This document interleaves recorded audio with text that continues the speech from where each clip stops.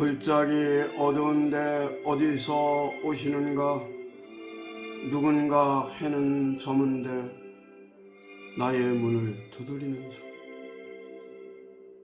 남함이 가까우니 그리 가보시오. 푸른 이끼를 밟지 마오. 내 뜰을 더럽힐까 두렵소.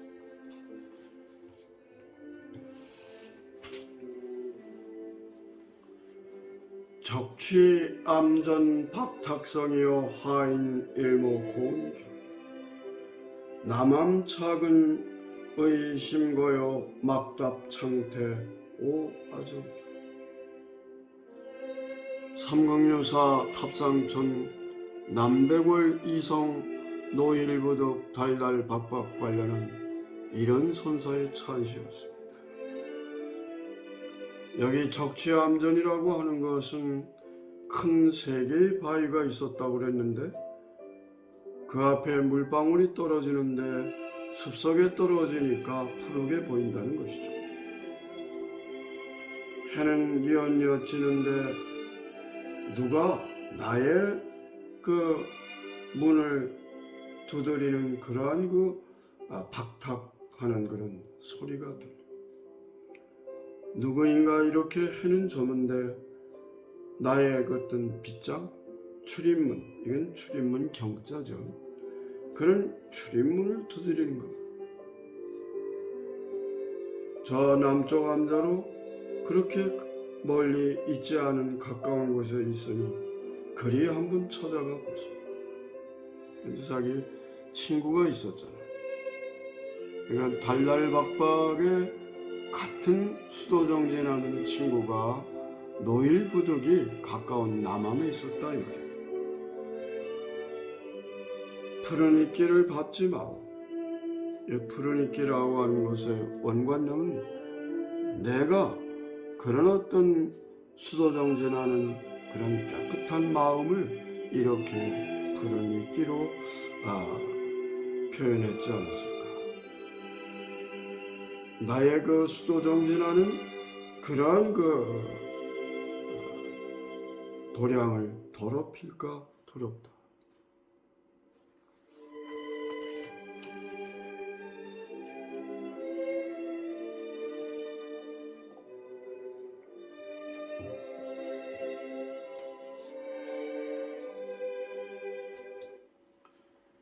현장과 현실을 외면한 그런 신앙. 어떤 그 추상적인 관념에 빠져 있는 그런 신앙, 그런 종교 생활이 과연 어떤 그 참 좋은 영향이 있을까요? 신라 제33대 성덕왕 때였습니다. 백월산 양성 성도기에 따르면 이 양성에는 두 성인이라는 뜻이죠. 그러니까 하나는 노일부득이고 다른 하나는 달달박박을 말합니다. 여기 백월산이라 하면 당시 신라 때인 구사군이라고 했는데 원수구자 사기사자 구사군이고 오늘날에 이제 창원시 북면 월촌리에 해발 한 400m쯤 되는 그런 산을 말하는 것이죠. 이 서로 한 마을에서 친구로 지내는 노일부득과 달달박박은 어느 날인가 꿈을 꾸었어요. 하얀 그 눈썹을 한 말하는 부처님이죠. 그런 그 부처님이 서쪽에서 그런 그 밝은 빛을 비춰오더니 그 빛 속에서 금빛 팔이 내려와가지고 황금빛 팔이 내려와가지고 두 사람의 이마를 쓰다듬는 그런 꿈을 꾸었다. 꿈에서 깨어나가지고 두 사람이 만나서 이런저런 꿈 이야기를 해보니까 똑같은 꿈을 꾼 거예요. 그래서 그 두 사람은 작심하고 이제 백월산 무등곡이라고 하는 그런 그 산골로 들어가기로 했습니다. 보다 더 정성을 다해서 지극정성으로 불도를 그렇게 수행 정진하려는 그런 결심이죠. 여기 달달박박이라고 하는 이 박박 스님은 북쪽 고개에 머물고 있었고, 또 부득이라고 하는 그 스님은 부득사는 남쪽 그런 그 암자에 그렇게 머물고 있었습니다. 흔히 양주동 선생이나 이런 그 서정주 선생의 이와 관련한 그런 풀이말이 있는데, 박박이라고 하는 말은 좀 박하다, 냉정하다 그런 뜻으로도 볼 수 있지 않을까. 또 이 부득이라고 하는 것은 미당 서정주 선생의 그런 풀이를 보면 좀 부드럽다, 너그럽다 그런 뜻으로 우리말을 그렇게 한자로 이두식으로 적은 게 아니겠는가, 그렇게 보고 있는 거죠. 그러니까 특히 그 노일부득이 살고 있는 그런 그 고개 얼음에는 무더기 돌이 막 있어요. 그리고 그 아래 샘물이 흐르고, 그래서 그 아래다가 방을 만들어 살아서 돌석자 세계한, 소위 그 돌무더기 뇌자죠.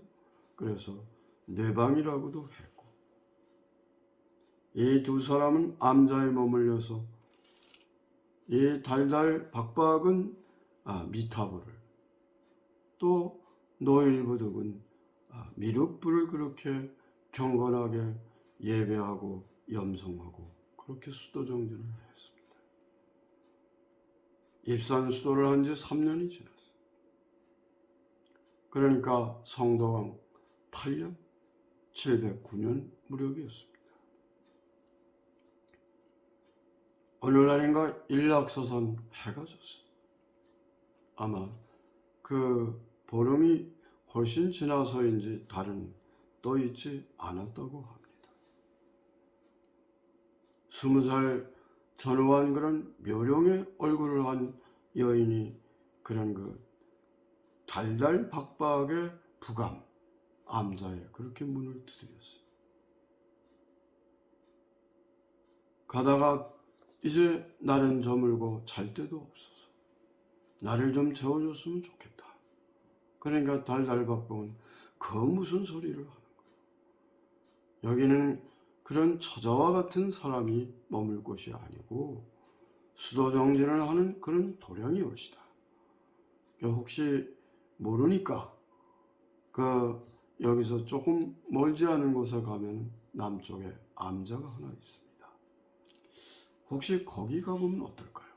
왜 냉정하게 잘라버린 거예요? 거절한 거예요.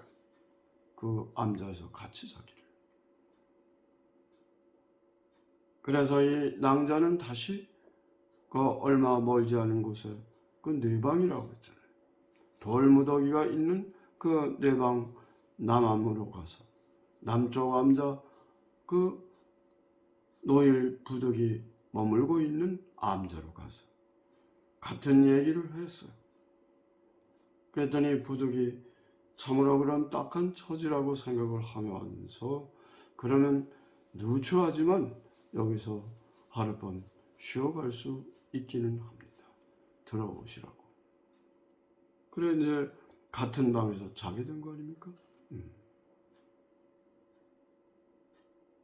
밤은 깊어가고 부정은 마음을 다해서 수도정진하고 연부를 하고 독경을 했습니다. 그런데 이제 밤이 지나고 새벽이 오려는 그 얼음쯤에서 이 낭자가 부적을 불러댔어요. 나 지금 애가 내 몸에서 애를 낳으려고 하는 그런 그 기미가 보이니까 원컨대 스님께서는 집자리를 좀 준비해 줬으면 좋겠다. 그 예전에는 아이를 낳을 때는 집이나 가마니, 이 집으로 이제 짠 가마 있잖아요. 이런 데다가 이제 아이를 피투성이가 되니까. 그래서 그 피투성이 아이를 낳을 준비를 해달라는 얘기죠. 참 기가 막히잖아요.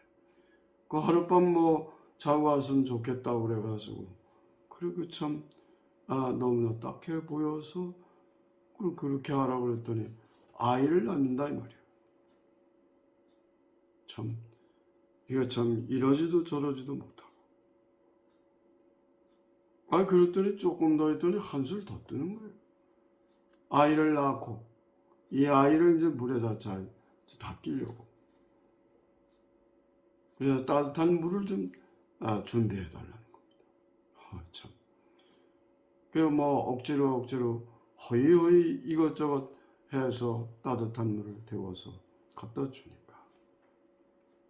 아마 그때도 그런 작은 암자지만은 그런 아마 그 항아리 같은 뭐 이런 좀 제법 되는 그런 그 물통이 있었던 것 같아요. 그 따뜻한 물을 해주니까 거기서 아이를 씻기고 본인도 이제 거기 들어 나왔는데,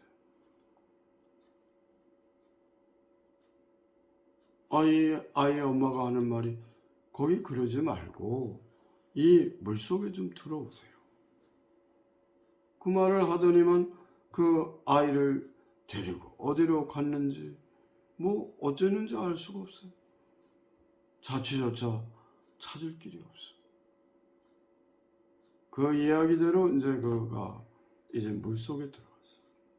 조금 있더니 그 온몸이 변하면서 황금빛으로 변하면서, 난데없는 또 연화대가 이렇게 부처님 앉은 데를 연화대 또는 연화좌대라고 하지 않습니까? 그 연화좌대 위에 거기에 앉으라는 거예요. 그런 소리가 들려. 그래서 그리고 그 말대로 했더니만 정말 이제 성불을 한 그런 그 성인의 반열에 오르는 그 노일 부득 스님이 된 것이죠.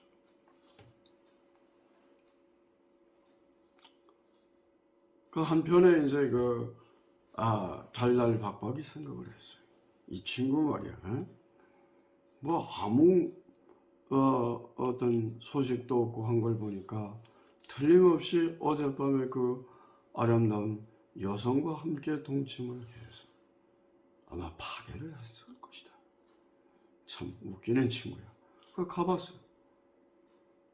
놀랍게도 그 낭자는 보이지 않고 그 친구 스님이었던 노일부득이 연화자대 위에 금빛 어떤 절 보이면서 연화자대에 앉아서 그런 그 성불한 부처님의 모습을 하고 있더라 이래요. 옛정을 생각해서, 친구의 정을 생각해서 나도 이렇게 해서 잘 좀 이끌어 주기를 바란다. 나를 좀 잘 좀 이끌어 주기를 바라고. 그래요.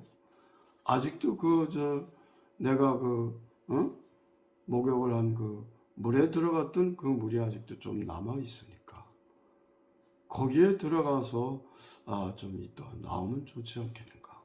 그래가지고 거기에 들어가 보니까 물은 좀 부족했지만은 어쨌든 거기서 황금빛의 그러한